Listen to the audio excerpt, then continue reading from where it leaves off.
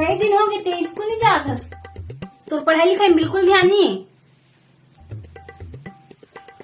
पढ़ाई लिखाई पढ़ाई लिखाई पढ़ाई लिखाई कौन ला चाहिए पढ़ाई लिखाई। हमार जिसने लड़की मन ला चाहिए मेकअप स्टाइल और टूटा फूटा मोबाइल, ताकि हम अपन सहेली मन संग घूमे जा सकन, इंस्टाग्राम में वीडियो बना सकन और फ्री के गुपचुप खा सकन। अच्छा तू मन वो ही पढ़ाई लिखाई नौकरी कराई ओकर बाद जिंदगी के मजा उड़ाई, लेकिन हमारे लिए ओनली जिंदगी के मजा उड़ाई। अब 1 साल बाद ससुर घर जाके गोबर फेंकबे, बर्तन मांजबे, लड़का खिलाबे, होइस ना। मोर तो पढ़ाई लिखाई में ध्यान रखे, लेकिन ध्यान में नहीं रहे कि पढ़ाई लिखाई करना है। ये टेस्ट में कम नंबर लान दे ना, कम नहीं माना तोला, समझ गए। चुपचाप स्कूल जा।